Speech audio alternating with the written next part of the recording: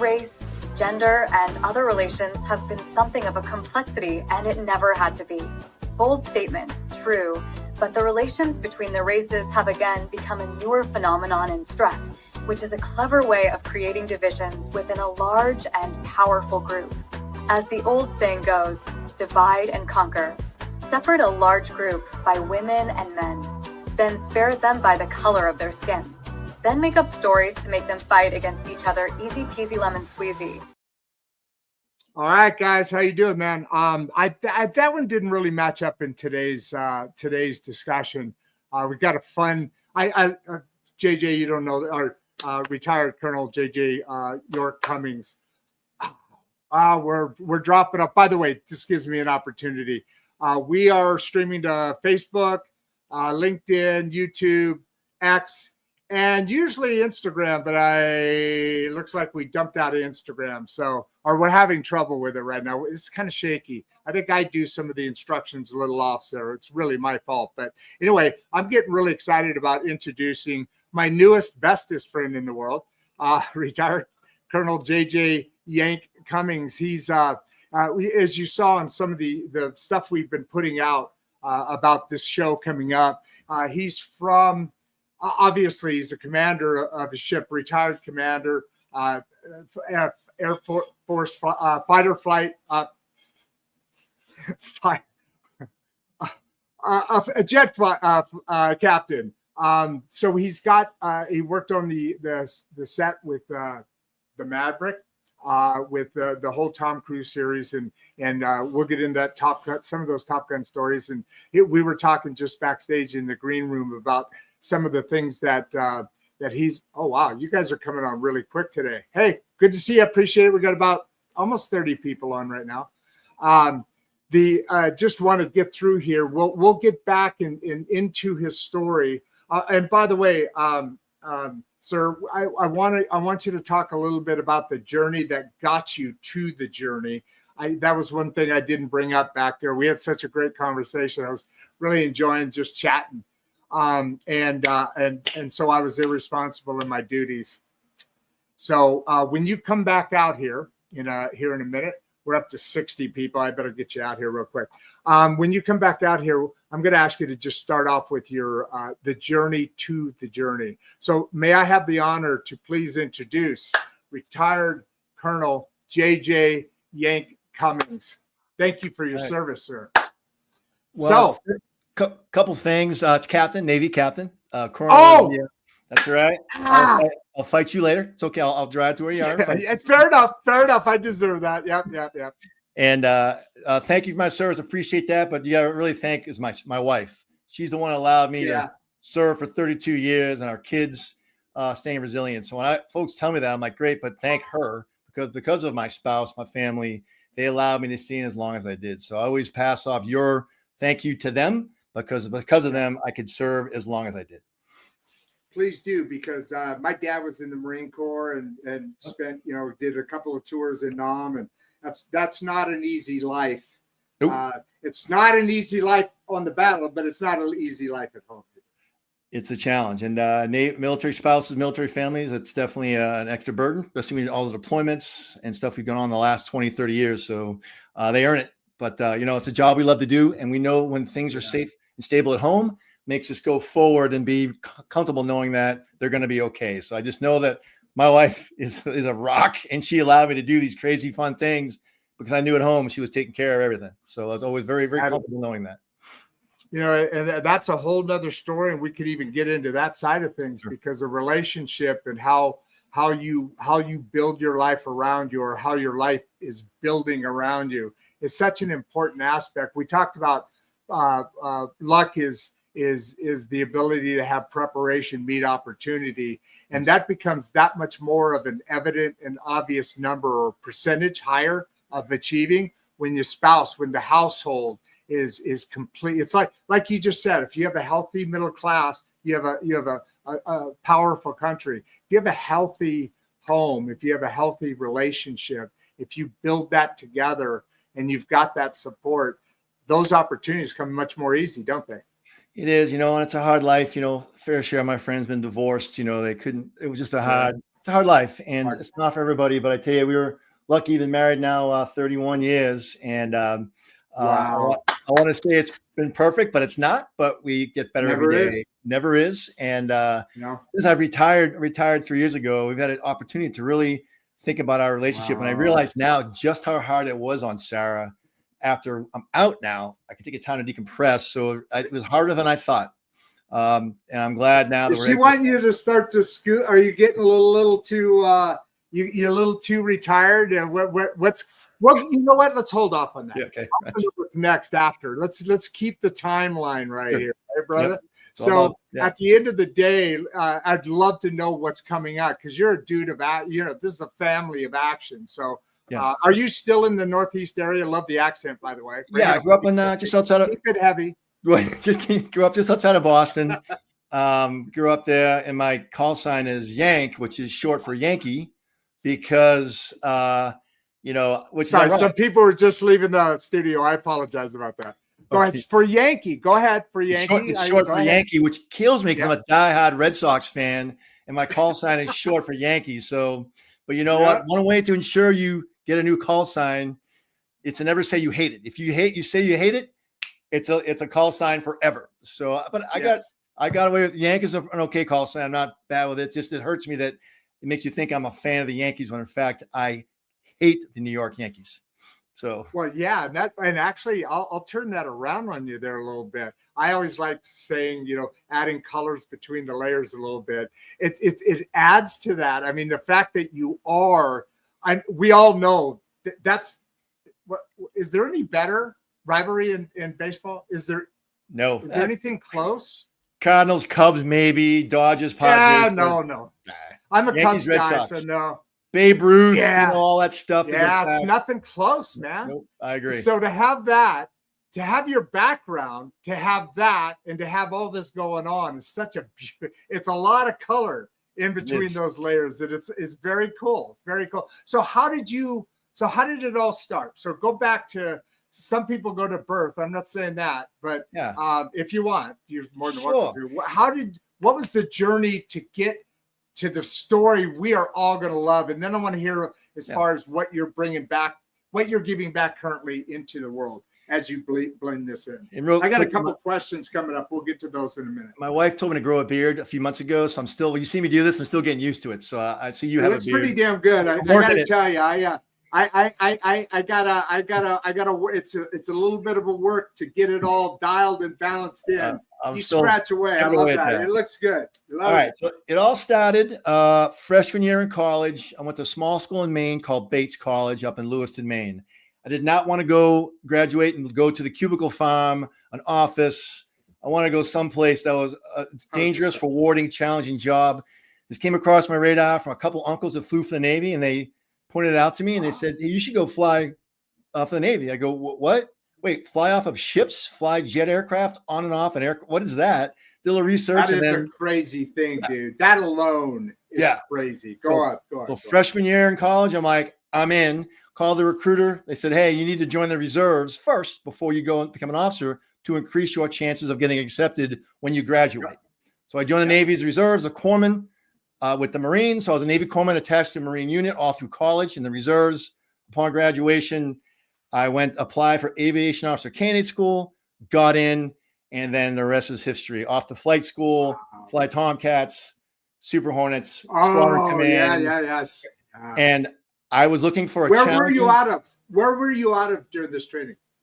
All over. So Pensacola for primary, Readiness, Mississippi for intermediates. I came to Virginia Beach here for Tomcat training. Miramar for a couple of years. Back to Virginia Beach. That's what I wanted to know. Yeah, I'm from California. We closed down Miramar and gave it to the Marine Corps, which is brutal to me, but it's another story. And then the naval base is just right up the coast. Right there. You have San Diego, the second biggest Navy base in the world, is right there in San Diego. Beautiful. Miramar's, great area. Beautiful. Although I'm not a huge fan of San Diego, the weather's too nice. I like clouds and seasons. I don't like. I agree with it. Yeah, I agree with it there, and you don't have any of that until you get maybe further up north. True. What is there? An Air Force base up in? Anyway, Air Force. I'm talking. Yeah, so that's a whole nother But thing. from conception to first Tomcat flight, 8 years. From I had this idea to fly an F-14 Tomcat freshman year in college to 8 years later, my first flight in a Tomcat. And my friends to this day are still like, dude, you've been talking about that for almost a decade and you pulled it off. So I was very privileged, lucky, being right place, right time, did well in flight school. I got my first choice and then got to fly, in my view, the most beautiful fighter aircraft ever, the F-14 Tomcat, for about 10 years, then jumped over the Super Hornet.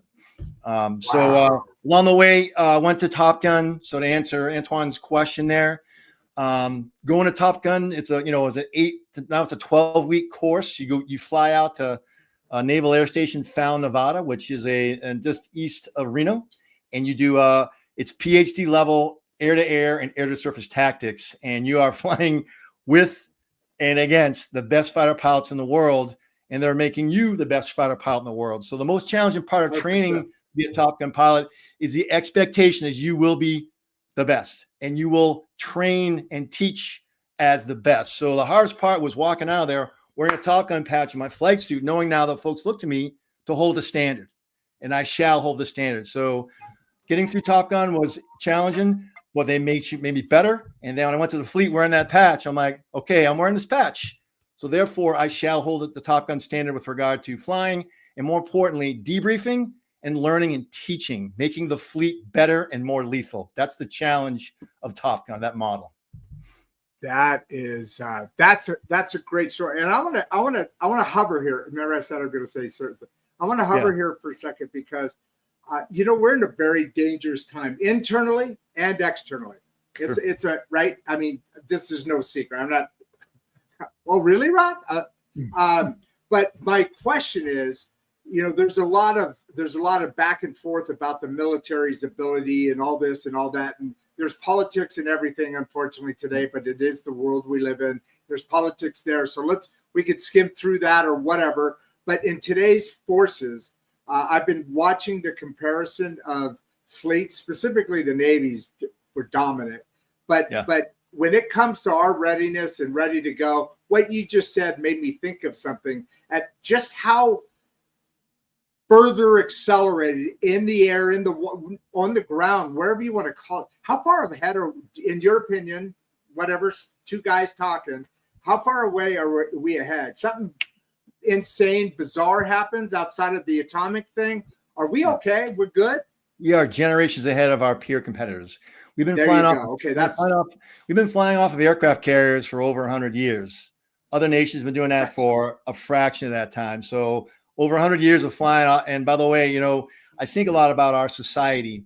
We're a democracy, and flying around the ship requires split-second decision-making you can't call and ask for help from your boss. So I think in a democratic society where you're born and raised in a capitalist society, to make decisions, to move out, don't wait for guidance, just do what you think you need to do over the ship or around the ship and flying off an aircraft carrier. You have to have the ability to be flexible and make decisions. So I wonder, other nations that live under, a different type of hierarchy, can they do that? Can they make decisions like a truly free person over in a jet, over a ship, or over the enemy territory, can make decisions without having to call and ask for help? For instance, in World War II, Hitler, he made "you shall go through me" to make decisions. And what won World War II? The American sergeant, the Army sergeant, who just knew the mission and moved out, didn't have to talk to the captain, the colonel, just went and did their job. So I think we're ahead. We're definitely ahead in technology. As far as fighting spirit and experience, generations ahead. Now, are they catching up? Yes, but we have a significant lead, and our job is to maintain that lead. Where are they catching up? Hold a second. Yeah. Do you just off the first of all, to add to your point, as far as I understand, what we know we have, which is like you said, generations ahead. The public knows. You probably know more than me. But what's actually what we have that we just don't know yet is generations ahead of that. Yep. So I think it's kind of a bizarre example. But now you said there's catching up. Is that just being a fair statement? Sorry about that. Yeah. A fair statement, a kind statement, or where are they catching up within personnel, within technology, or both or whatever? Just through production, Yes. production in aircraft, production in ships. Okay, yeah. So Gotcha. there's having a piece of equipment and there's True, putting that, true. and then fighting that piece of equipment in an integrated fashion. If you're not working, True. if the training and mission integration don't match the piece of hardware, fail. We have both. We train, integrate. We know our machines. We have technology baked in everywhere, and we've trained to that. Other nations are trying to get to our level. So are they catching up? Sure. By sheer, it's human nature. They're going to see across Right. the pond and go, we need more of those things. But how do you put it all together is a challenge. Well, and on top of that, you're right. I mean, it's like when they first broke the guy that ran for Nike, first broke the 4-minute mile. It hadn't been done in ever. It was this impossible thing. Yep. And then once it happened, boom, boom, boom, boom, boom. Yeah, so once people see we can do it, then they're like, well, we're nowhere near as good, but it can be done. So let's go after it. I get you. I feel you. I feel you. Now, real quick, I got to catch up on questions a little bit. We're okay. But I'm really curious.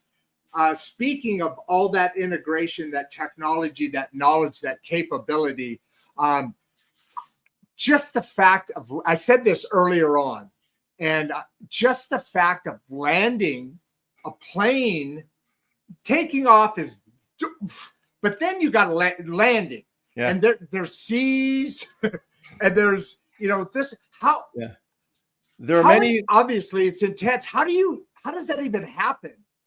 There's stuff guiding each other. There's got to be automation that you were talking about where it's helping the are you guys just that freaking amazing or what?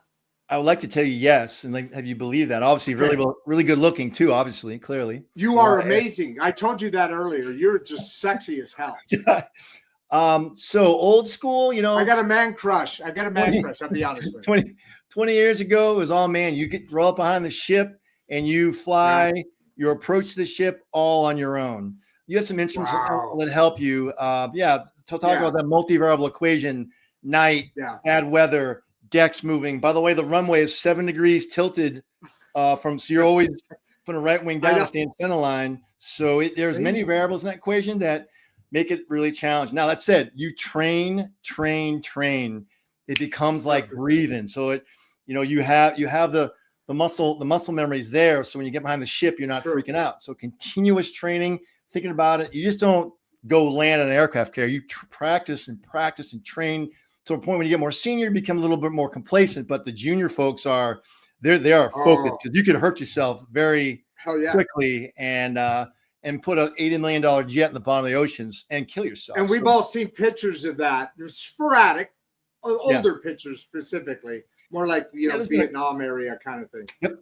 There's been crashes a lot less nowadays because it's a much better training process than 50 years ago.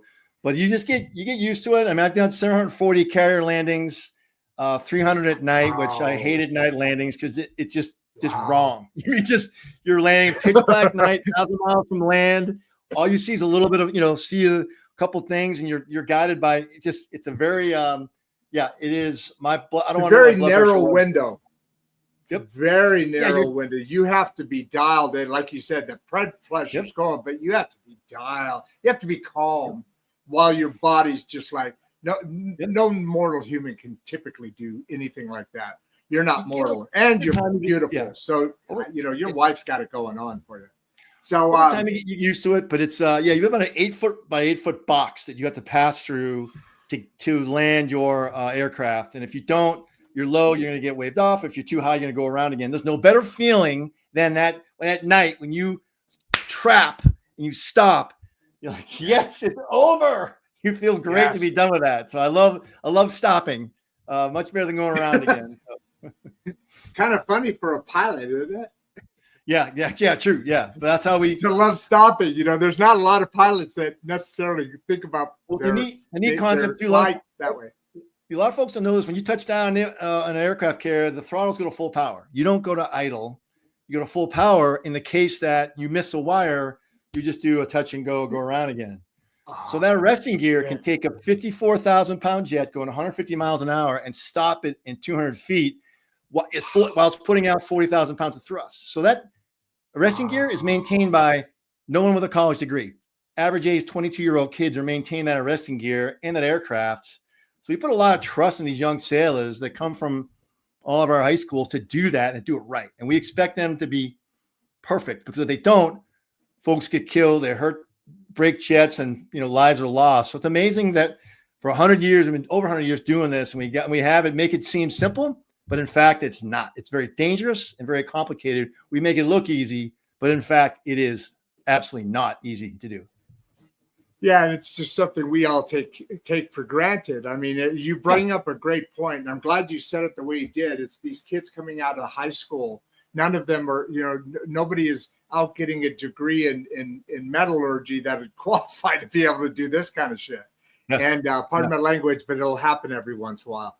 That is exactly the point, because the great middle class, is the backbone of everything. The economic system, the industrial system. In any industrialized nation, we're better, but we forget all that stuff. We don't really take that into consideration. And thank you for saying that. And to the point that Richard's asking here, how is your sailors, the leadership of so many people, how's that changed your leadership styles?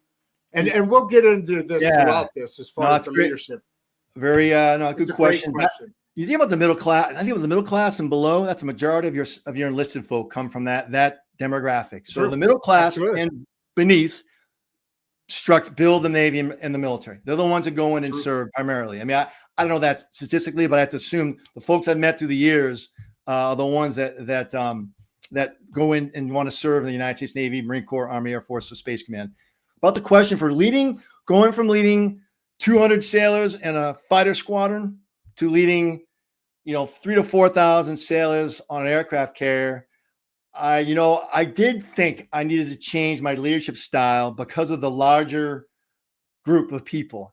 And I remember thinking early on, do I need to change of who I am? Do I have to do something differently? Be aloof, be a screamer, change. What's your style? Yeah. So my style changed because of this giant organization, which now I lead. And I looked around the fleet and saw leaders that I respected and I would say loved. I noticed their courage to just be themselves. So as I went for about a month, I figured it out. I said, you know what? I'm not changing anything how I'm doing. So what changed for me? Nothing. I kept the same empathetic style of leadership. I have a style of leadership which I define as show them you care. I don't tell folks I care about them. I show them through bold action. I lead by walking around. I like to talk to people and get off topics of work and talk about their family. So I did it with 200 sailors. It's easy to do. We're 3,000, a challenge, but you know what? I walked around every day for an hour, every day in the ship, even while underway, to talk to sailors and let them know that I cared about them and to hear about their life and what's bothering them. So that style was what carried me for leading 200 people, leading 10 people to leading 4,000.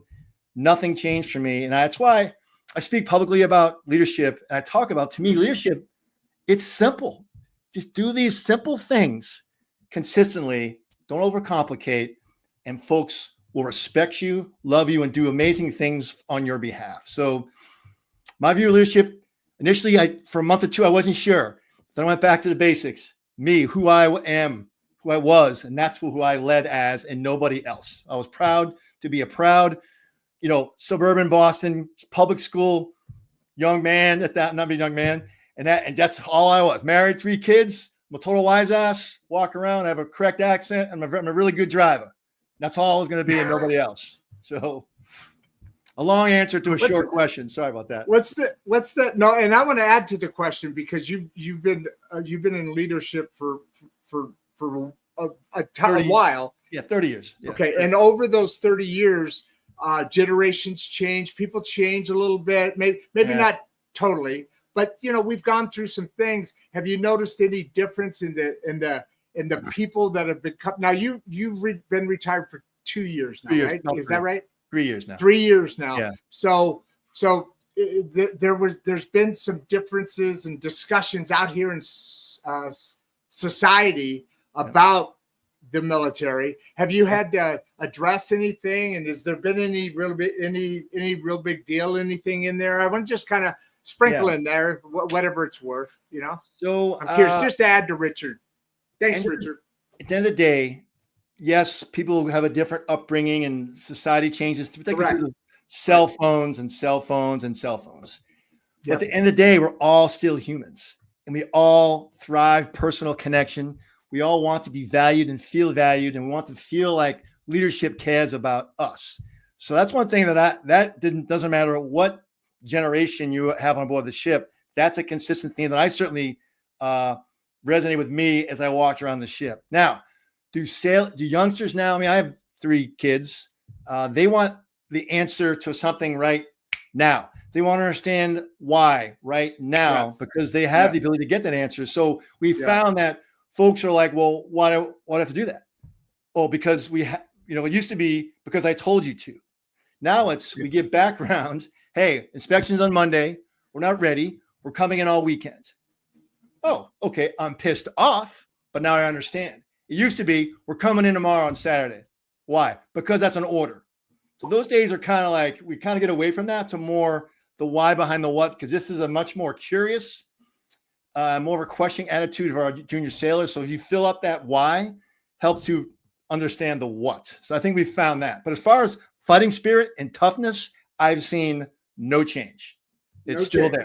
No change. That's and actually, as you put it the way you put it, as far as this generation, I've got kids that are coming up to 40, and that generation is what I call the bridge generation, because I'm older, everybody after them, right? And then everybody before hold on, I'm saying this wrong, aren't I? Everybody before them,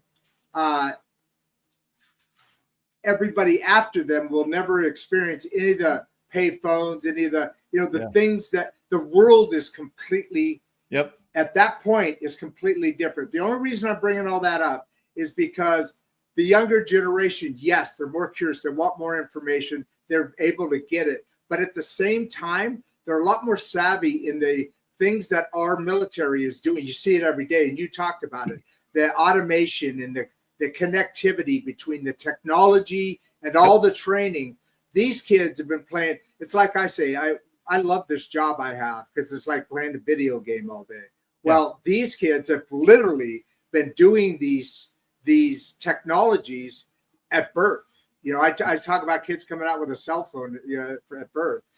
This is a military that's really connecting, I think, I believe, with this generation as we move forward, because the world's different. That doesn't mean the military isn't going to be way different. There's crazy challenge for status quo. The challenge for status quo thinkers who think that, well, because I'm older or mature, I don't want to say old, mature. You're mature, Rod. Still so mature.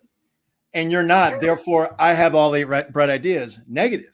I mean, so if you open up the aperture to take input from junior sailors, hey, what ideas do you have? They have really good ideas because they are used to innovation, technology, and the mature folks are not. Exactly. The status quo thinkers. So think differently. You have to open up and reach out to the youngsters. Hey, look, I got a problem here. I can't help. Can you do this better? Well, we sure can, sir. Let's do this. Oh, great idea. And I've had multiple times I walk around the ship. Hey, sir, have you thought about this? I'm like, well, no, I haven't. Thank you. I'm going to ask about that. Or I would say, no, we can't do that because of these things, but that's an interesting idea. And good leaders get the information and do something with it and show like, hey, I listened to you. Now we're changing this because of your input. Thank you for bringing that up. Yeah. And that's a reward back to the person. And by the way, this is leading right into Allie's question here. Yes, right. Yep. Yeah. So, God damn it, there's something I was going to ask. I have to come back to it. There was a really, really important, critical thing, and I forgot about it. So that's okay. It happened. Yeah. Let's go back to Allie in a second. But Bradley here, which he comes on periodically, and I made him a deal. When he shows up, I'll give him a shout out. So Bradley Pump, I appreciate you being here. We'll get back to him because he wants to get into the movie stuff. We're still on the leadership a little bit here. So how can you answer Allie here? How can we best apply leadership without the hammer in business. You were just talking about what you're doing. That's the leadership without the hammer. Yep. Oh God, I'm right on the edge of remembering what I said. It has to do with this. Yeah. Without the hammer, and that's and so how do we manage that in business? Because it's actually probably easier to do in business than military, because military is an order. It's a different setup, I think, out of the gate. So how do you answer Ali? Well, that's the thing that I love talking about at keynotes, because folks expect some big dumb fighter pilot ship captain to be like just authority. In fact, absolutely no. It's not that way. There's a time and a place. It's not that way anymore, is it? Right. No, it's not that way anymore. There's a time and a place for that. Yes, if we're going to fail, someone's going to hurt, killed, or mission won't be successful. We're doing this now because we have to, or we're going to die. Got it. Yeah. You know, but the folks who rely on that solely for their only tool in their toolkit are going to fail. So I think it's less leading without the hammer, as more leading with humanity is what I think about. Leading with humanity. And that's more that walking around, taking input, speaking last at meetings, not speaking first, speaking last, asking somebody, hey, what do you think, before you give the answer what you want. We've all seen folks, leaders, who ask a question with the answer baked into it. Well, how about restating a question where, what do you think? And getting their input and then doing something with that. So I think in business, you can absolutely lead with humanity by reaching out once in a while to talk, not about work, find out about kids, dreams, goals, desires, listening to people and showing empathy for the challenges of which they're facing at that moment. That to me is leading with humanity. So it's not leading without the hammer. It's leading with humanity, empathy, and showing caring by your actions and not your words. So something that I think about a lot. And you're creating a relationship when you're doing that. You need a relationship to have a good team, right? I mean, you don't have to be whatever. The relationship is different levels, but that's what you're doing there. You're creating a relationship. I'll add trusting relationship. Relationship, and then there's one built on trust that you over time critical. You slowly build up by doing things. They're seeing you do stuff that he's really trying to help us. Yep, trust. And then the one time you make a decision based on what you need and your personal promotion, boom, trust is gone, and you may get it back, but never to the level of which you had before. So it's a trusting relationship that you have to build. It takes time, small baby steps, glacial movement that slowly builds that trust. And then when you get that trust built, you make a mistake, an honest mistake. Folks like, oh, we'll cut him some slack because we know that was an honest mistake. We won't, put him to the dumpster. But there's definitely something to that, the trusting relationship. I'll jump on to Bradley's question. I screwed up timing bad there. That was horrible. I just want to get my mic a little close because I can't tell. Can you hear me when I'm back here? I got you. Good volume? Yep. Okay, cool. All right. Yeah. So Bradley Pump, that's the guy I just shouted out. We've got a couple of back and forths here. So I don't want to get too far out of sequence because there is a couple more leadership, but there's also some money starting out of business. There's a couple of different things that people have additional questions for you. Sure. So I'm going to go here, and then we got a couple of flight ones coming up. Yeah. So let's have a little fun here with Bradley. What do you say to him? They don't portray us. We're actually brilliant and smashingly handsome. So they do not portray that well in the movie. So I'm always like, no, we're smarter and better looking than Tom Cruise and all these people, whatever, No, there's no chance, It is. All right. So for my time from Top Gun 1 to Top Gun Maverick, I wanted to make sure. I was so frustrated by the first movie. When you finally get to know something about the Navy and naval aviation and fighter aviation, the way that we talk, treat each other, their uniforms. So they always stray from military bearing, having some form of military bearing. So when I came to work with Joe Kosinski, the director for Top Gun Maverick back in 2017, I begged him, Joe, please let me help you with how we talk to each other. Let me help you with uniforms. Let me help with military bearing, haircuts, simple things that are really important to us that and don't care about, it seems. Yeah. And they're consistent. That's part of the deal, right? Yeah. So I was frustrated in the early one because just, it is Maverick, buzzing the tower and Top Gun Maverick, he goes low to high between two jets. He would do that. He would never fly again. Yeah. So the Navy kind of sucked their teeth on that. They're like, that's not how we fly. We don't do that. Yeah. And but we let it for drama. But that kind of stuff, you did that. That's a incredibly dangerous maneuver. He would come back. He would be. Yeah. You'll never fly again. You're done. That's something that we don't. Yes. They don't show accountability. They don't show accountability as well in the Hollywood, because it's about creating drama, not depicting reality to a certain point. And about one last funny comment. Early on, I was fighting hard. Nope. That wouldn't happen. And Joe pulls me aside. This is like a world famous director. He's like, hey, Yank, love your passion for the projects. Love it. Love your passion, your spirit, your enthusiasm.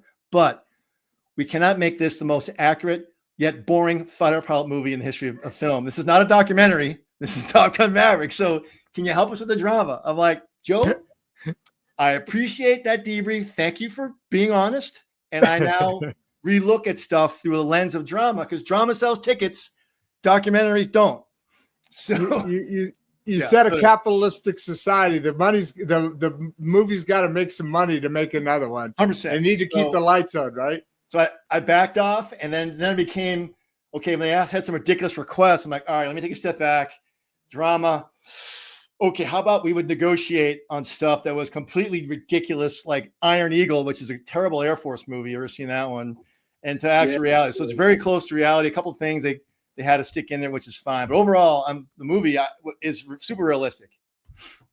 It is. Yeah. It's beautiful too. And it's funny here, Leia here, she's from film law. She works in film law. She's come on a couple of shows like this. Because we do some movie. I mean, we do a wide variety, and I won't get into the different things, mental health and the military specifically, and leadership and finance and AI. I just went through it. I just said I wasn't going to. But she's showed up on a couple of these, which is interesting.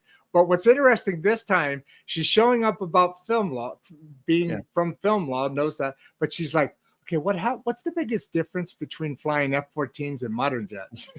I love you, Carl. Which is a great question, by the way. Thank you. I've been wanting to know this. She's implying that because I'm ancient, the F-14 is ancient and not modern. So thank you, Leia. I appreciate that. All right. Hey, but it's a good question. Come on. The technology, the F-16's not bad, right? We got some good ones coming beyond that, right? So I'll give it to you in a couple different ways. Flying the F-14 was like flying a V8, Chrysler, just big, beefy steel, just boom. Muscle, baby. There was no electronic fuel injection in that. There's maybe power steering. I don't know. It was a big, beautiful aircraft that could fly really fast and carry a lot of bombs, and a challenge to land.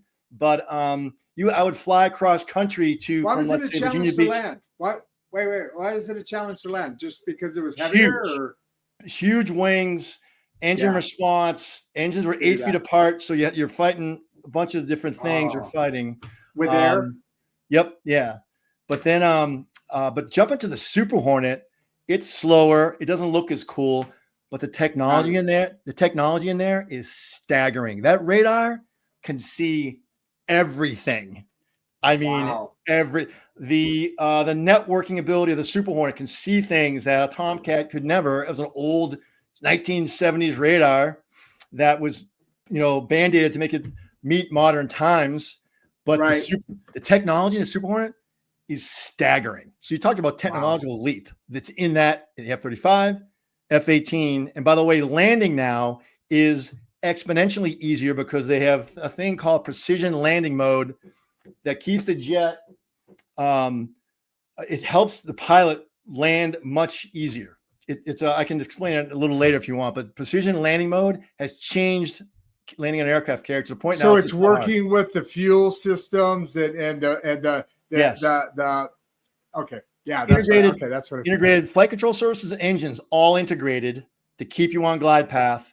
And I've actually flown 40 landings on Gerald Out Ford with precision landing mode a few years ago when I was on and I could literally come around the corner, roll out, not touch anything. It'll stay on glide path and go right to a 3-wire. It's amazing. So I was like freaked out because I'm old, but you could really not touch anything. A couple bumps. And you flew this because this is totally different technology than when you were flying. 100%.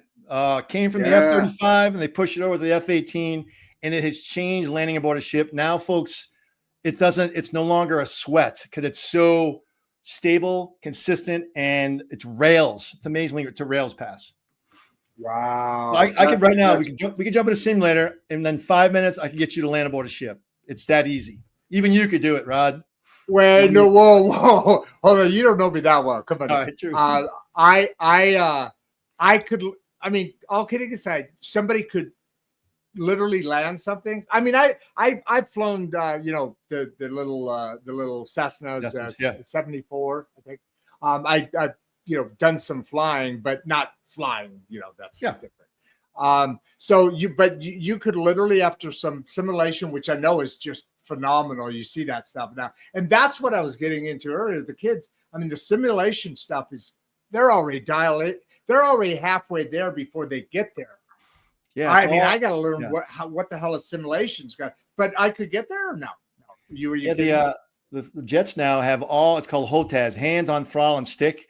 So your throttle has like 10 buttons on it and the stick has 7 buttons on it, and you're just doing this, managing the radar and stuff, where I'm like, wait, what? I can't, I am not built that way. So, it is definitely designed for the youngsters to kind of just manage the radar with never taking their hand off the stick or throttle. HOTAS, just rolling through screens, displays, radar modes, shoot a missile, never reach up and touch his display. It's all right wherever. I don't know how your hands were positioned, but it's all right there. It's all this happening. Yep, just do it all on your stick. What? That's PlayStation, man. Yeah, 100%. In fact, the Marine Cobra. Cobra's nice. Or is Apache. I'm sorry. The gunner in a Apache or Cobra. The Marines are going to kill me. It is an Xbox controller. They put in an Xbox controller. Well, you got to remember your Navy already. So there's wait a minute. It's shaped like an Xbox controller. So the guy. Are you kidding me? The aviator, the pilot in the front seat, has it controls the FLIR, the weapon system, and the gun. It is an Xbox shaped controller that they use to control the weapon system. Why not? Some people know.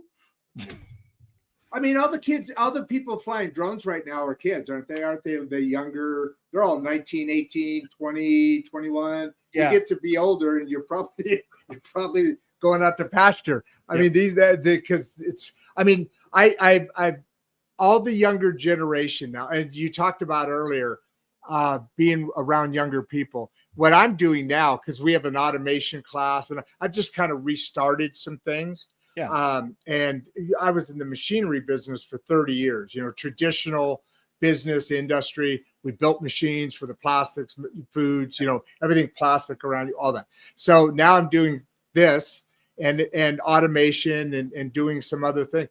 Right now, I work with people day in and day out that tell me I'm the oldest person they've ever worked with. I'm like this old dude, and now I'm old everywhere I go. It's just because they're so talented today at this stuff.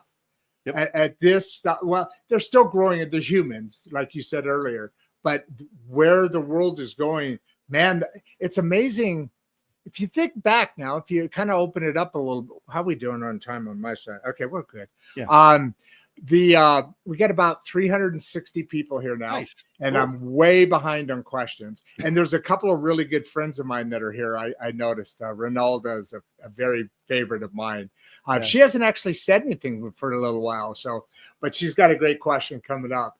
But the world today is just moving, and it's just to think about how the military, because we're the leader in everything, so. Let's just, everybody else is doing what they're doing. But think about how somewhere decades and so forth ago, that military gauntlet that we have came up with being on time. Because there's things that are going on we have no idea about. Like AI isn't new. It's new to us. It's coming out.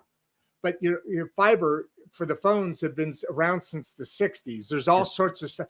The military is like dynamic all over that. What you're talking about now is we're generations ahead. Imagine if our military wasn't that smart, it'd be catching up. I mean, big industry can do that. Big military is dynamo over that. It's kind of crazy, isn't it? The thinking that goes on ahead of time. You know what slows us down? You mentioned folks are catching up is our bureaucracy. Where the other nations don't have that. They just if you want to get into a little bit of, I'm going to knock some heads here about stuff. I'm open to it, man. So that's honestly what holds us back is the bureaucracy, where we have a system that takes 5 years from idea to funding. The Future Years Defense Program, JSIS, I know recently just canceled. So that I've heard that. got to build in all 50 states, and we have all these things that slow us down. Where China goes, build this plane now, and they go build it. There's no like, whoa, hold on, we got to compete. Who else? So you talk about the technology race. Yes, we're ahead. We're the acceleration from the enemy is staying steady. Ours is decelerating because of the bureaucracy, which is inherent in our society, in our government, and it's a fact of life. That said, I know that the system is inefficient, but it produces a nice product. The Super Hornet F-35 are amazing aircraft. Gerald R. Ford, an amazing aircraft carrier that the system produced. It is. It takes a while to get there. I get it. So when you look at the end state, there's goodness and tactical relevance and supremacy. But getting there can be a frustrating road. So this other nations don't have to worry about. Other peer competitors. Well, I mean, first they can turn on a dime, like you said. Yeah. It's that old saying, a speedboat versus a cargo.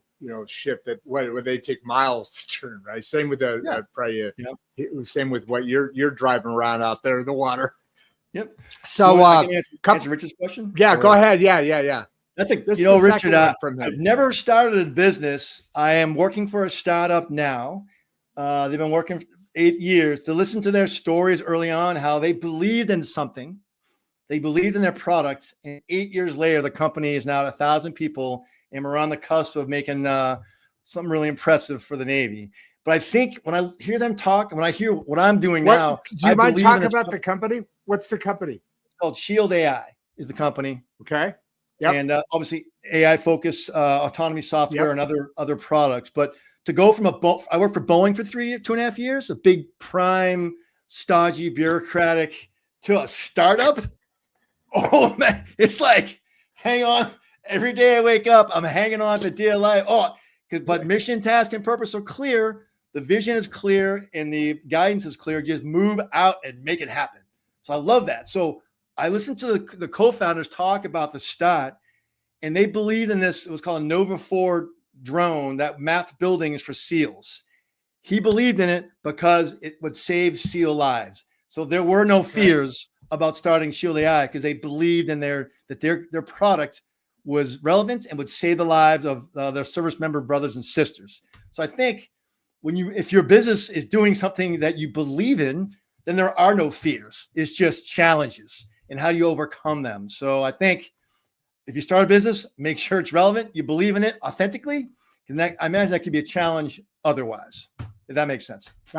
That is a great answer to that question. It's congratulations, by the way. I know it's got to be nervous knees all the time, but that's got to be an exciting journey. It is. I'm working 10 times harder than I worked at Boeing because it's a startup. You do everything. You have to. Marketing, development, engineer, travel here. I'm like the Navy. I'm the only Navy fighter pilot in the company. So I'm connecting them to fighter squadrons and maintainers to help them build this product. So I'm the only aircraft carrier captain in the company. So they're relying on me to help them make something that's not going to be laughed at by the Navy because now my name's attached to it. So, Yeah. And that's not an easy, that's not an easy pass. When you're going in there, I have given presentations to boards or to people, to businesses, which is in itself, a good solid effort that needs to be done to make your case and all that.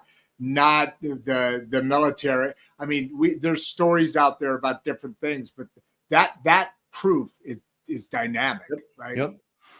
It's huge. So question? Anita's got a good one. Yeah. No, it's not a question. Oh, wait. It is a question. Yeah. Hold on. Can you share the skill? Okay. I'm sorry. I only read the. So I thought Anita was just saying, "Hey, thanks, appreciate it, Captain Yank and me." But then okay, thank you, 100%. Can you share the scariest moment in a cockpit? Which I got to imagine there's some of that going on. I mean, I've heard, obviously you're pulling G's and there's stuff happening that's stressing the body a lot and all the time.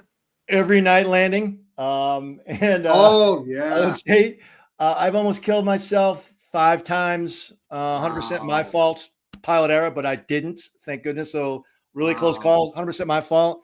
But the one that the most memorable / scariest / wake up call was my first flight over Afghanistan, October 19th, 2001, in a Tomcat. We had left for deployment 8 days after September 11th, hung on the med while we first attacked Afghanistan, went to the Red Sea. So I was one of the Air Wing's first flights over the beach in Afghanistan to go attack targets in Kandahar.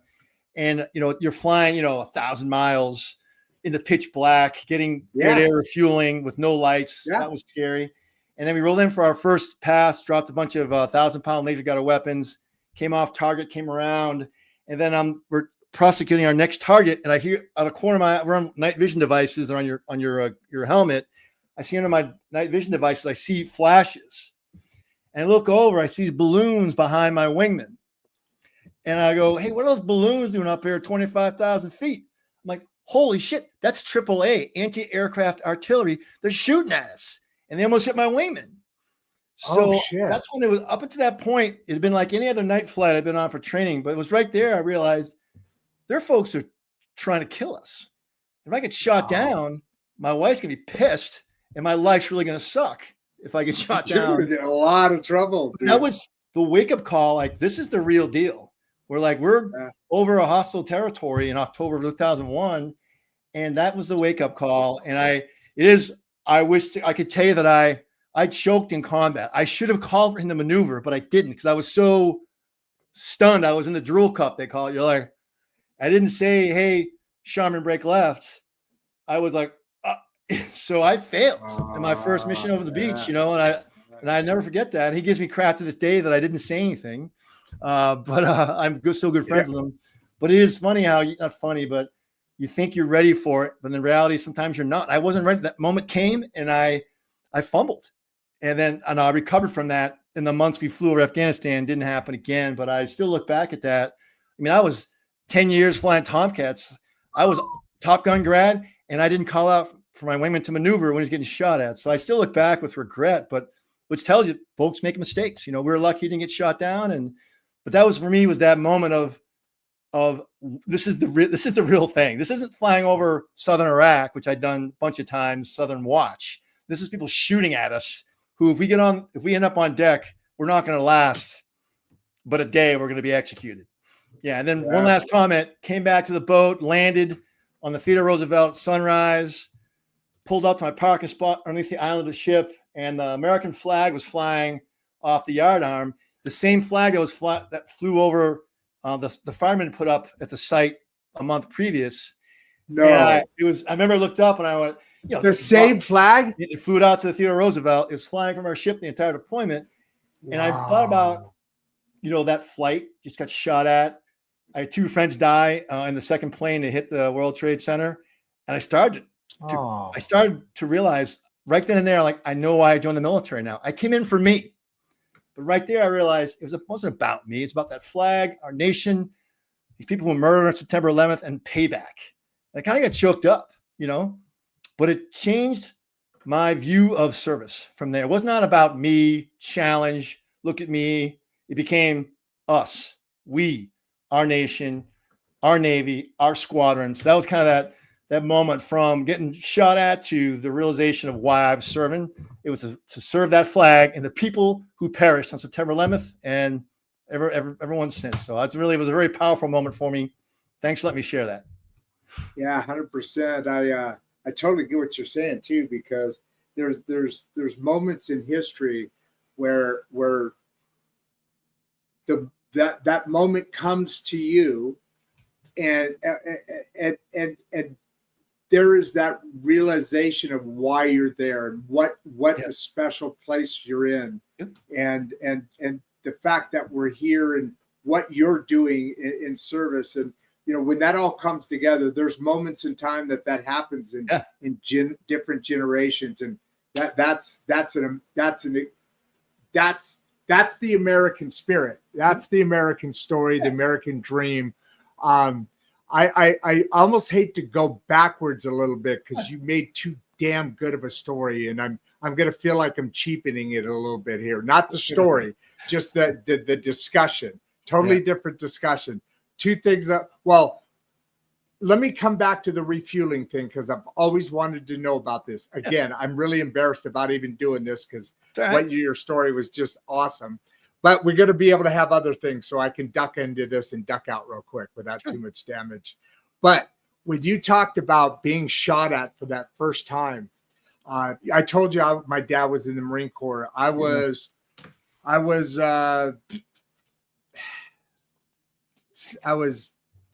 first year after in college.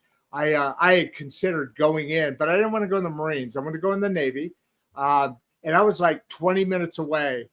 Like I was on my way there to go enlist. Yeah. But what kept coming back to me, and here's the coward I am.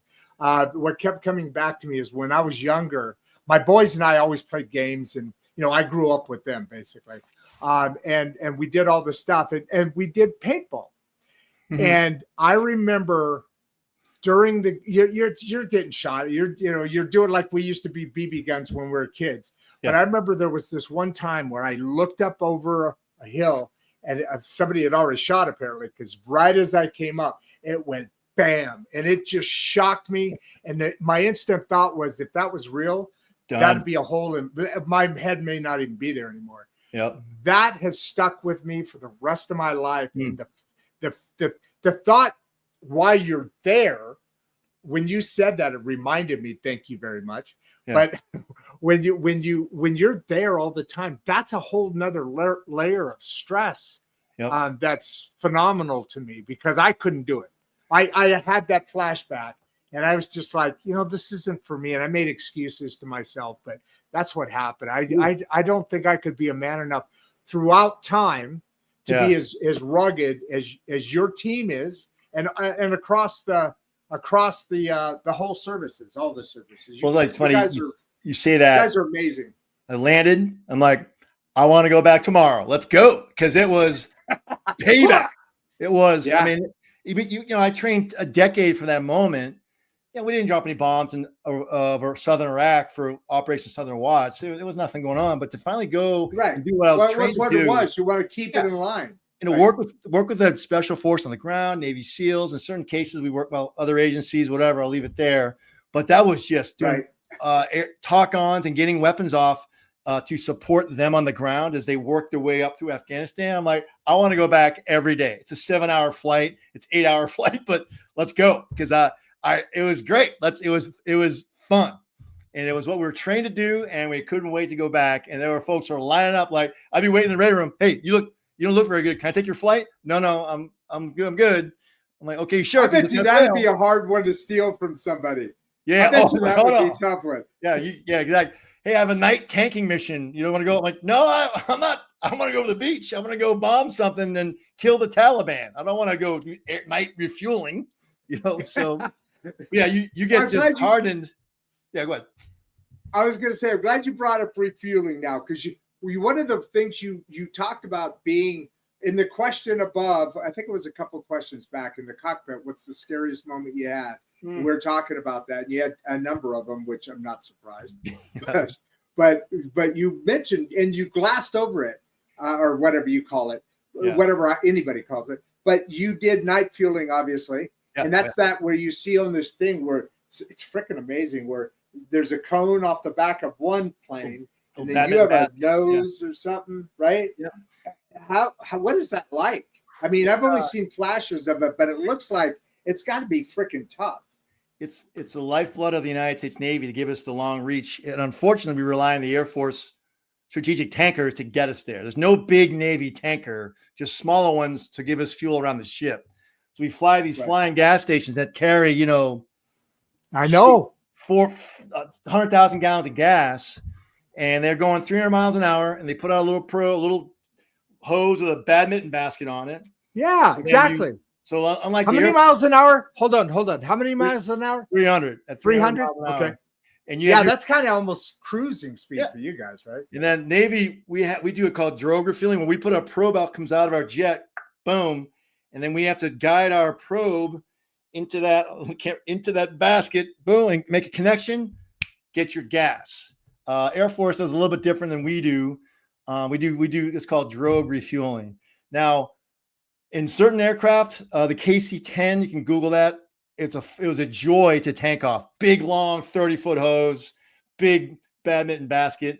The KC-135, we called it Iron Maiden because it had a short 6-foot hose that was super stiff. So if you hit the badminton basket off wrong, it would snap your probe off, and now it may go down your engine, but now you cannot get gas, and you may have to go divert to someplace because you got 1,000 miles back to ship. Yeah. So they call it but Iron you Maiden. do probably, we're all over the world, right? So I was just thinking that it's 1,000 miles back, but you may have, hopefully, because if that snaps off, you're whatever you are, fuel that. Yeah, I don't want to land in Pakistan. I'm not going to Jalalabad, Pakistan. So it was an ally at that time, but so that at night with the KC-135 called Iron Maiden at night, lousy weather, turbulence. It's the worst 8 minutes of you're just squeezing the stick, trying to stay in position, because if you get out of position, it's going to snap your probe off. So I'm 1,000 miles from land, about 20 minutes of fuel left, and I get into a KC-135. You're like, if this doesn't work, I'm going to have to eject over northern Afghanistan. I hope this works, or I hope I don't break my probe off. So it's definitely it's like squeezing the stick. You just have to tell yourself, okay, relax, wiggle your toes, trying to stay in position and not be overly rough and potentially, snap your probe off. So in-flight refueling is also, I think, that open up that wound of can be. I was paying you back for something earlier.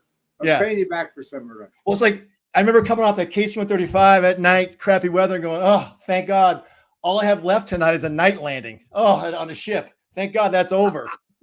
It's that hard. So it's an easy shift, right? Oh yeah, it's like so Iron Maiden. I'm guessing because you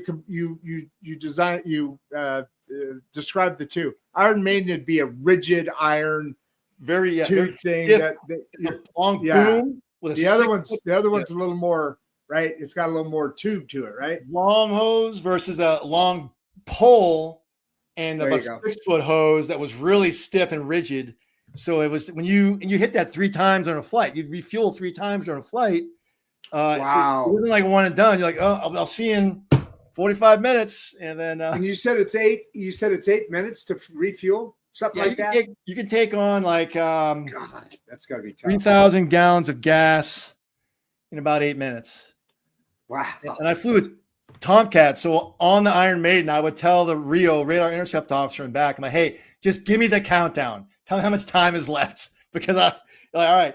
5. So we measure fuel in thousands of pounds. It's like, okay, 5 to go, 4 to go, 3 to go. Because I'm like, he's hanging there. So now I'm starting to sweat thinking about that. I know. You're like this. Exactly. The stick right here. Okay, come on, let's do it. Oh, yeah. Let's do it. Okay. It's 2 more to go. 2 more to go. You come off and you're just like, oh, my right arm is just stiff from just squeezing the block. Yeah. So yeah, it's awesome. So Clyde's got a good one here. I like this. And we kind of went on this earlier. I talked about, or you were talking about being yourself, which is being authentic. I love that word. It's a perfect description of what all people need to be successful and to be relational with other people. You can be fake and that'll work for a while, but being authentic is another realm of living. And that gets into a whole lot of things that we talk about in building yourself from within, right? Yeah. So what's your advice for staying authentic under pressure? In your case, you basically have answered this. I agree, but I wanted to bring it up because I think it's a good rehash point. Sure. Being yourself, relaxing, chilling in, being interested. I like to call be curious, right? Build off of that. Would you, sir? Great. So I had thought about this, and I've talked to my wife about this. She's a marriage and family therapist. She's a personal coach. So brought her on, she's man. a better leader than I am. She could have done my job without any problem whatsoever. I rely on her a lot through my 30 years. I'd bounce stuff off her, and she'd be like, "You're an idiot. What are you trying to say?" No. So we talk about that in pressure situations. Is she from your area too? Seattle. We met at Seattle. We met in college. I am from Seattle. I was born in Seattle. The Air Force base there. Yeah.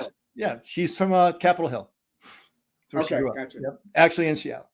Wow, nice. So we talk about in times of change, times of pressure is not the time to play pickup basketball. Is not the time to stop communicating, and not the time to just close in on yourself. So so remaining authentic in times of pressure requires you to have a playbook in place that you've been using, and stick to the playbook. Don't come off scripts and stop playing, touch football. Stick to the plan. I walked around the ship 45 minutes a day.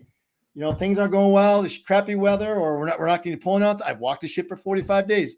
Take a deep breath and be careful what you say, because folks are looking at you during times of change and pressure to see how you're going to respond. Are you going to be good point? So I always tell folks, underreact to bad news. Good point. So my normal face, hey, the ship is sinking or out of staples. The same. Well, tell me more. That calm, because your first response is going to set the tone. So if you're authentically a high-strung person, then you need to tone that down, because folks will feel that pressure, and they will start to, So I think about, I was never, we're not perfect. I made mistakes through the years, but I really worked hard at deep breath and respond. I've had a couple of stories of that, but I just learned to just be like, it's never as bad as initially thought. The first report's always the worst. Don't overreact to that, and wait. Just learn. Well, tell me more. Okay, I understand, and then not just start snapping people's heads off under pressure. Yeah, that's that, and really, I mean, we talk a lot about how a lot of the people who who serve, most of the people who serve, especially coming, you gain over time, but people coming in are young, and you have to be able to handle. I forgot my point. I was so excited about bringing Ronaldo on. I'll just skip over that and get into Ronaldo here. She is a very good friend of the show. Her and I are digital friends. Yeah. Very good creator, by the way. Ronaldo is asking here, which is funny. This will date me, but my boyfriend flew the F-16. What is the equal to that plane now? Couple of things. I'm sorry, Ronaldo, that your boyfriend flew the F-16 because he lands on 8,000, 9,000 foot runways and not 300-foot runways. That's another story. We can discuss that offline later. There's different levels out there. There's different. I always tell folks, like you go to an air show. I'm gonna get in trouble because of you. I bet you I get a phone call. Who the heck was he? Go ahead. Ask him why his landing gear is so spindly and small, because they landed on a runway. Navy landing gear, you're crashing in the flight deck. Anyway, I digress. It's a single engine aircraft with, by the way, F-16 is a beautiful plane. It's very great performance. It is fast. And it honestly, if you're a foreign nation, you want a good fighter that doesn't cost a lot of money, but is super capable, you buy the F-16 because it's one motor, half the cost for engine maintenance. It's really fast, capable, and it's got some crazy good stuff in there. So really, the maintenance is the biggest deal too. All our money. Other nations. Yep. Oh my God. All the money. So F-16 still flying. They still fly them. Block 60s are out there. So he's not that outdated. But the single engine, F-35, but that's 5th gen technology, and F-16 is 4th gen. So it's a generation leap in technology. Okay, let me stop you right there, if you would, because I'm not an expert. Like I said, I did a little bit of pilot, in the little personal thing going on. But I've seen recently, especially now, and that's why I asked you earlier, as far as where do we stand compared to other nations, and we went through all that already, which was awesome and expected, to be honest with you. but I've seen, there's a lot of advertising out on social media. I think what we are doing it, and then fans of people are so there's a lot of videos out there. And they're with the crazy ass music, and you get all fired up, by the end of the 60-second clip. But there's one of them that has a black, and I thought it was, maybe it's the 30. I'm in an area that I really need to lean on you without poking at me, going, "You dumbass." Well, you can actually. Yeah, that's okay. That black, and it shows these our fighter jets, and they're kind of white, bluish, beautiful planes. And then there's this black one that comes in, and it's flying with them, and then you hear this click, and then this flame, and then it goes, and just takes off from these. Does that sound familiar at all? Was it twin engine, or was it twin engine or single engine? I think it'd be a single. Where there's one flame coming out the back. Maybe no. Okay, I didn't mean to throw you a curve there. Yeah, if it's the blue, was it the Thunderbirds? Was it like the Thunderbirds flying formation, blue and white aircraft? It was not the Thunderbirds. What it was is they were flying along the Russian border.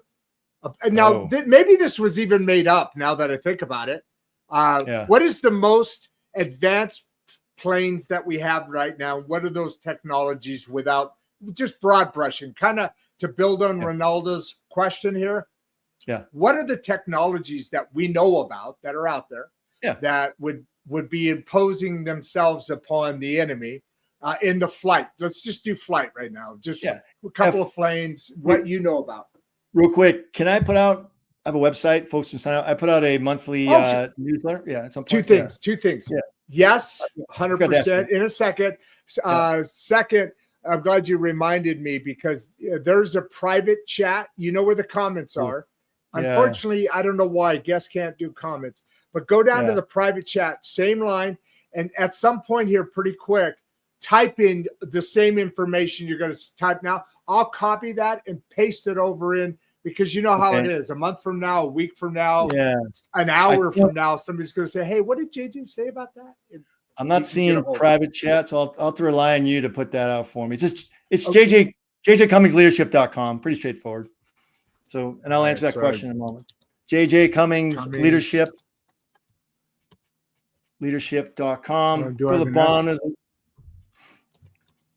And while you're typing, I'll answer. So F-35, 3 variants, Navy version, Marine Corps version, Air Force version. F-35A, the Air Force, smaller. F-35B, the Marines can hover and land. And the F-35C. Yes, I love that. And the looks good. You got it. Is that right? You got it. Okay, cool. And then the F-35C is a Navy variant, bigger wing, carries more gas, and has a slower approach speed to land at a ship because it has a tail hook on it. So now that's 5th gen technology, low observable, crazy good radar. It's like a sensor. It is a giant sensor. I'll leave it at that. And it's pretty. And there's no heads up display. It's all projected, kind of like Iron Man on the pilot's vibe. Now, it's not Iron Man truly, but there's no that's cool, piece of glass in front of you like in the Super Hornet Tomcat. It's all projected here, and you can look through the aircraft. There's like 4-5 cameras staring out. You can look through the jet and see the ground because the camera stitches in the. So you can be day and night, look through and you can look at the ground through the metal fill, or whatever you call it. From the camera, the steering camera. Like you'll be flying along, someone will flash. Hey, somebody has shot at you. You turn, look, slew your weapon, and see you. I mean, it's crazy, amazing technology.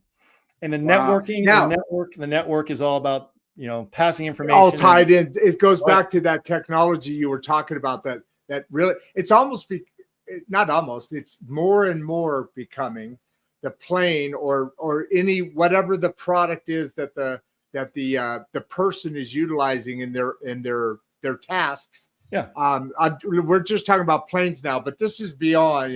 You get into all other things in the Navy, and on and on and on it goes throughout. Space Force, I gotta imagine, it's got to be bonkers. Yeah, that's all magic. Development wise. Magic. Yeah, that's all magic. Foo dust. So are these Are they, you said F-35s, right? Was I correct there? I'm sorry. Yes. Okay. Yep.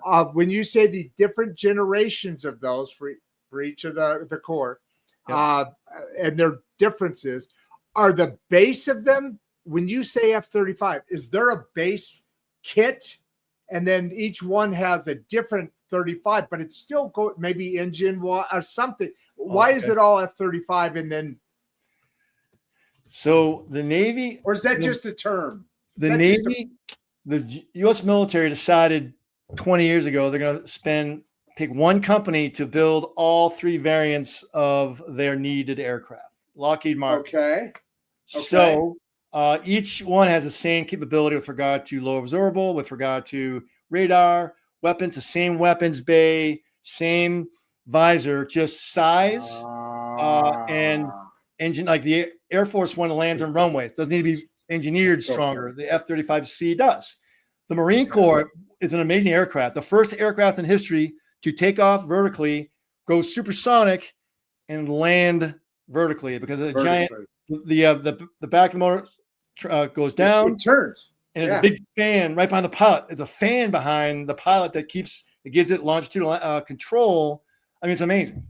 So so they went down one provider for which, talk about business, one person, one company, that's it, are supplying all three services. So Lockheed Martin has a monopoly on that, if you will, on that aircraft. Boeing in competition with the Super Hornet, and then the next generation is called Next Generation Air Dominance, 6th generation, one step up from the F-35, and that was been picked. The Boeing aircraft was picked for the Air Force, and still waiting on leadership to pick the Navy variant of the F. It's called, this Next Gen Air Dominance. The 6th gen, which is a generation greater than 5th gen, obviously, and the capability there is mind-blowing. I'll leave it at that. I've seen some things. It's amazing. Yep. Yeah. No, and I don't doubt that at all. Great live show. Did the movie you talked about this? Yeah. Did it get most of it right about the Navy life here? Navy life? You said the first Navy life, yes. Yeah. You said the first one you had little button heads and you wanted to make some changes. Second one because it was Navy life. We were talking about technical. What about Navy life? Maverick's attitude, the first one bothered me, but that's another story. Navy life, absolutely not. Wait. Maverick's attitude bother you? And the first one, wasn't he that kind of character? He was someone like that in the fleet would be he would not last very long. That wouldn't last. No. Yeah. He came around. I thought that. Yeah, he matured. Obviously they did that to make a villain. Right. That's a movie thing. Okay, go ahead. You've been trying to say he came around the second movie, which he did. Yeah. Absolutely. Gotcha. Navy life, no, because that mission that was flown could have been flown by any naval aviator at that time. Anyone could have done that mission. No kidding. They made this big thing, training up to fly that low. Any one of us could have done it. So this group trains, they fly for a one-day deployment, go do this incredible mission that we all would want to go on, come back, and then go home. No, that's not how it works. Try 9 months on a ship, preparing for that. And then when you come back, I got 6 months to go before cruise ends. So the depiction of Navy life, actual living, was not accurate. The challenges of a relationship, with Penny and him leaving, that was legitimate. That's interesting. Yeah. And then, but the amount of sweat and time poured into you're on the ship for 9 months, just away from family, home. Oh, by the way, you train to get to that point. So of the year and a half, you're gone, 12 of the 13 of the 18 months, you're gone training, getting ready to go on deployment. So naval aviation depiction was accurate. The actual flying, the tactical flying was very accurate, but the depiction of Navy life, massively inaccurate because it didn't depict, the sailors. That did no talk of the sailors, the amount of effort to get that jet ready and prepared. It's all about the aviator. That's one thing I don't like about Hollywood. It's all about talk about the aviators, the pilots. Look at me. They don't talk about Petty Officer Cummings out there maintaining this jet that I'm trusting my life that he's going to make the engine work. The ejection seat's going to work the weapon system because of his work. That's not depicted. But it's hard to do that in a movie. I get it. That doesn't sell tickets. This is the life of a junior sailor. I get it. but that's something, the reality of it all. And real quick, 2 quotes of mine next time you watch it. I don't sail boats, Penny. I land on them was my quote. And bag of ass, my other quote. So the director called me before the movie came out. Okay, what's bag of ass? Hold on, what's bag of ass? Well, there's a scene where Miles Teller describes, is that bag of ass going to work? He was talking about the Tomcat. So the director called me before it came out. He said, hey, Yank, movies come out in a month. There are 2 quotes came directly out of your mouth in the movie. When you see them, call me and tell me what they were. So my daughter and I, we went to the premiere in San Diego. Ooh. And when I saw, I don't sailboats, Penny, I landed, I jumped up. That's my quote. The movie, 1,000 people theater. My daughter was horrified, which fathers should horrify their daughters. Yeah. Hold on, I want to know how horrified. How old was she? She was a sophomore. No. Oh my God, she was horrified. She was real. She's gonna be a Navy psychologist, so I think I've forced her to go into therapy because of our years. Yeah, so she's gonna be actually very good. Very good. Hey, Clive's got another one here. He asked a really good question earlier. Sure. Love this insight. How do you stay calm under extreme pressure? And it goes back to that whole training and your mental attitude. Well, first of all, I'm glad he brought this up, because one thing we haven't talked about is just to get to that point, which we briefly went over during your journey. But you're talking about all these things you have to go through. But even it's like the SEALs, you're talking about elite stuff going on day in and day out, not landing on a ship that's doing all sorts of crazy stuff and being shot at in between and going in and getting this pipe thing could yank you off. How do you stay calm under all that pressure? Is it just is there a lot more makeup to it? Because you got to get what they try and get you out before you get to that. Well, somewhere else. You know what I mean by that, right? Right? Maybe this is a cliche. Maybe this is a cliche quote out there the public's aware of. I love this quote where, in times of stress and challenge, you don't rise to the level of your expectations. You fall to the level of your training. You don't rise to expectations. Ooh. You fall to where you train. That's where you default to. If you're well trained, bring it on. And secondly, if you know the mission, so the why, commander's intent has been clearly put out. And if things change, you don't freak out because you're waiting for guidance from dad. You know the mission. Just go do it. So I think there are times where it changed and didn't know what to do. That would be very unsettling. But we always knew the mission. We'd always had clarity and support and trust from our leaders to do something because we knew what was expected of us. We knew the why behind the what. So when it changed and pressure built up, default to training and make it happen. So I think that to me is what stands out for calm under pressure, is that the aspect of your training, your wingmen, your support, you know each other. And by the way, to your point, every time a jet takes off here from Naval Air Station Oceana here in Virginia Beach, every time they're going out to train, every flight, there's some training objective. We don't just go goof. We don't just go for a joyride, and waste, 20,000 pounds of gas because we want to go just pull G. You're training every flight is briefed, executed. You come back and you debrief for an hour to 6 hours, every flight. So that level of training gives you the ability to go into the Red Sea. Exactly. Yes. Where there were drones, cruise missiles being launched, and they were just doing strikes into Yemen on a whim, changing the law. I mean, they did some incredible things off the Eisenhower and the Truman to defeat or to stick it to the Houthis because of the ability they're well trained to make adaptations to weapons carriage, radar modes, tactics, procedures changed on a dime because naval aviation is flexible. Someone told me once, flexibility is too stiff of a word to describe naval aviation. We're beyond flexible because you fly around a boat at sea. Stuff changes like that, so you got to flex. So on a fraction of a second, literally, you're. And I know you didn't tell me a lot of stuff because there's got to be a lot more. Because I've seen incredible stuff where ships, even this size of ships, is being lifted into the sky and dropped meaning the waves. Yep. While you're coming in, it's not like, oh wait, I got to wait for that wave to go by.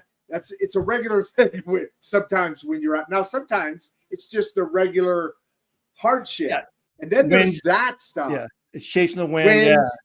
I've seen the worst I saw is 15-foot seas, plus or minus 15 feet Exactly. at night, 1,000 miles from land, pitch black night, middle Pacific Ocean.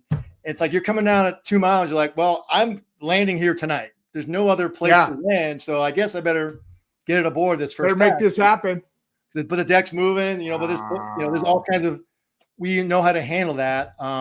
There's techniques we can spend another time talking about. But yeah, those are times you're like you take off and the deck's doing this. There's got to be technology though that's also communicating between the boat and the nope. No, there is a human on the back of the ship with a radio who's watching you. No. Oh yeah, you're actually talking like, okay, deck's coming up, you're on glide path. Deck's going down, little power. So you're being talked to as you come down because landing instruments maybe not accurate. But you're landing. You and that dude on the thing are landing that. Yep. He or she is helping you to giving you like power. Come right, come left. So that's actually just old school since World War II. They've been doing landing signal officers giving signals. Wow. Same thing happens on a $13 billion aircraft carrier that happened. Wow. In World War II, LSO paddles out there, landing signal officer, helping pilots get aboard by communication through the radio, or back in the day with these paddles, giving them guidance. Come right, come left. I've seen cut. Yeah, I know. Yeah. First of all, it's an impressive thing. Even if what I was thinking was true, that's freaking amazing. I didn't think that would still be the case. There's so many things in that ship that are technology-wise. Technology is not. We'll never like real quick. The flight deck control. You can Google this. Is where it all happens. But the handler coordinates the control of aircraft on the flight deck. It is done by little plastic silhouettes, tacks, nuts. And someone sits there. Someone sits there with a radio. Okay, aircraft 212 in spot 3. Got it. Boom. Aircraft 212 is receiving fuel. They take the nut, switch it over. Okay, aircraft 104 needs a wing spread spot. Move it so that he or she is moving the little pieces of plastic around the scale model of the flight deck.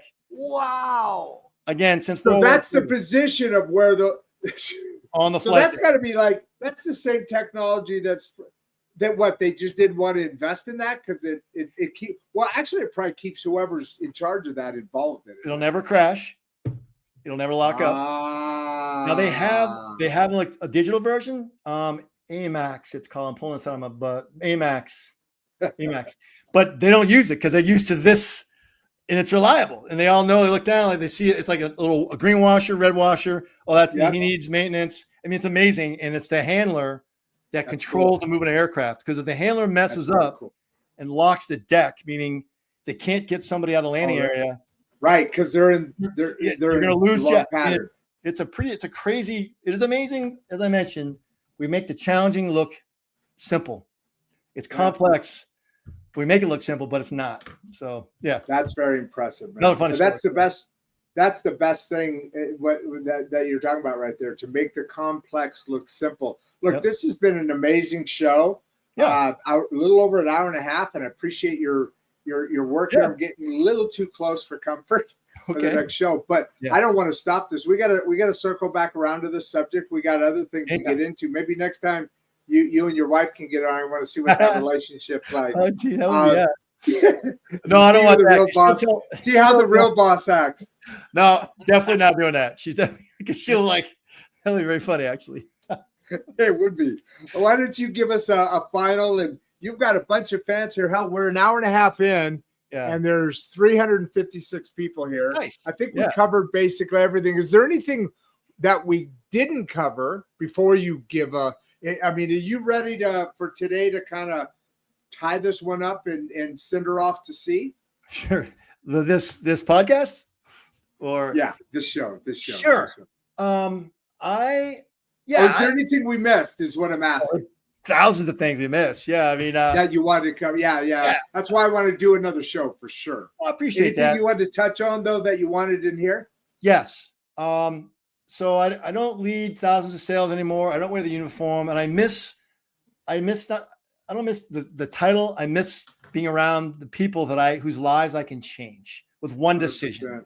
So I was very proud to the prestige of being a captain. Those that hold the prestige and wear it like a crown, like it's like their birthright, are not respected. I would regularly take the crown off, if you will, and just go walk and talk to people like human beings. I miss that. Yeah. So I do speak publicly about leadership, and that scratches the itch of helping people, trying to explain to them, just tell them a way to lead that I think was super helpful for me and the teams that I worked with, and to share that with. What does that look like in your world? How are you helping people? What's that structure look like? Is it a community? How are you teaching leaders to become? That's a good question. I get on stage and talk about just 5 simple things you got to do. These doesn't require complex strategies or a $20,000 seminar where you pretend to be a SEAL all weekend. These 5 things you can do simple that just can build authenticity, trust, and then I think of it as a ripple effect. If you treat the people you work with human decency, with humanity, with empathy, but still hold them accountable, so they're going to see a style of leadership that someday they're going to treat their people like that because they saw the benefits of being treated like a human. And that's a ripple effect that goes generation to generation. Yeah, that's important. That's what I'm trying to do. That. Yeah, that is beautiful, man. Is there and that what you're doing and that all goes through your website there? Yeah, you can. Yeah, my email is there. And then is that for scheduling for different things? Sorry, I apologize.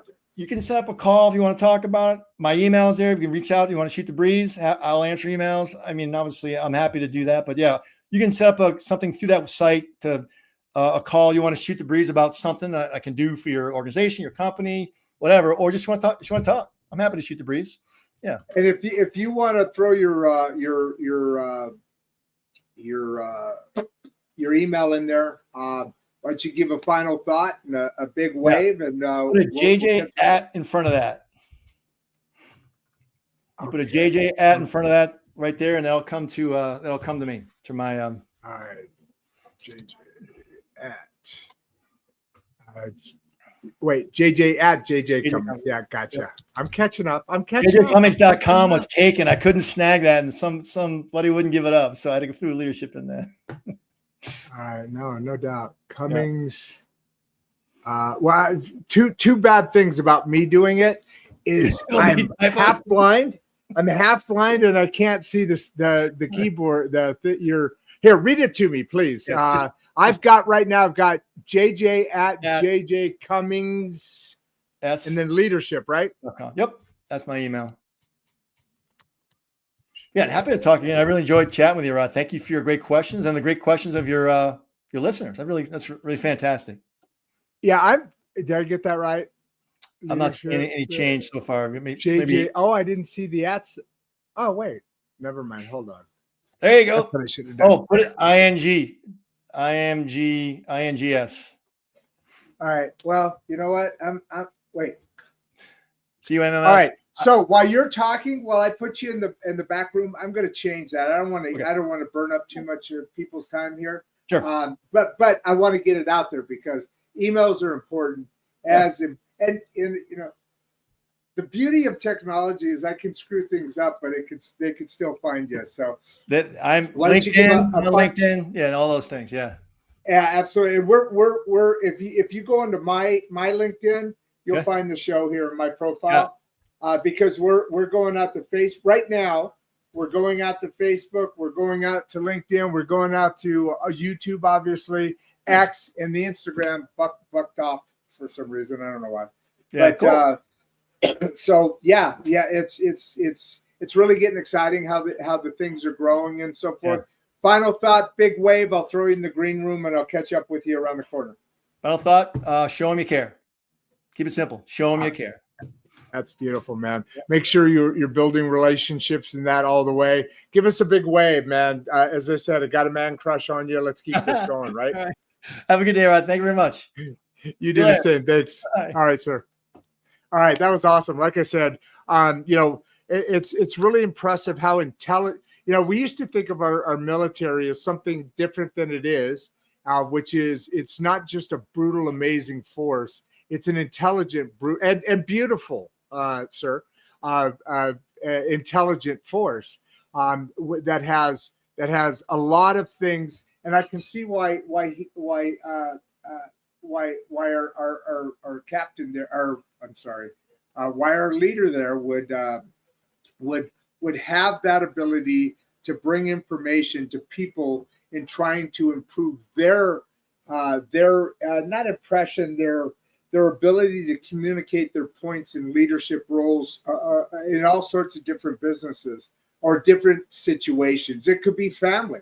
I mean, leadership is leadership, and the biggest thing that you dig out here is you have the ability to communicate with people and communicate in a way that builds them forward or up and not tears them down. Not the old way. We talk about the pendulum swings too far in this world of ours, in that, he talked about it. Why are we doing this, sir? Because it's an order. And there are times, if you're in the heat of battle and somebody's going to die if they don't react right now, you don't have time to go through that. And that's understandable. But in the most cases of leadership, like you said, and 99 point, I don't know what the percentage, I'm not even going to fake that. Which you can tell by something. It's tough talking to somebody who really knows their stuff, because they know when you're trying to fudge it a little bit. Anyway, this has been a great show, folks. I love you guys being here. I love you. Subscribe to the channel. I'd love you to help us build this and continue that growth. We've got the school regeneration project that's really getting kicked off. It's here in the. You notice I'm in a different studio a bit today. I'm going to talk more about. Well, I got a couple more minutes here. I've got another show coming up in about 20 minutes. It sounded like the guy that's coming up, which I really want him to do this show because he's a poet, he's a public speaker, like 70-time author, very impressive dude. But I want to get that. So that's going to be in about 20 minutes. But I think he had a family emergency. I might be just doing that show myself, but I can answer your questions in that, because as you guys know, I'm a pretty accomplished poet. I've got a book out. Well, I don't have it out yet, but I've got a book on query now that this show is based on. And so I'm really excited about that show. And if he doesn't show up, as you guys know, I'll and he paid for the thing. So I'll and I appreciate that, by the way. Every little bit that people can add to the regeneration program and this program, the ability to get that stuff done. JJ Cummings, remind me, guys, I got to change that. Actually, you know what? I'll do that right now. You guys got to watch me as I do that, because I don't want to stop off. So I do want to keep my word, though. JJ at JJ Cummings, MMINGS. Hey, did I do this right? JJ Cummings Leadership. JJ Cummings, UMINGS, leadership.com, LEADERSHIP. And that's how you guys need to know right there. That'll work for you. And you can get that information from him and get some of that. But remember, authenticity, whenever you're here, this is the one actually I want out there. Authenticity is the biggest thing that you need when you're really getting to a point where you want to make an infectious and effective result with somebody. So with that, this is Insights and Straight Talk. My name's Rodd Duff. You know me as the host, and I'm out, brother. Before you leave, if you'd like to watch another one of the podcasts, click the first link in the description. We love having you here, and we appreciate all your support. And with that, producer Barbie and I are out.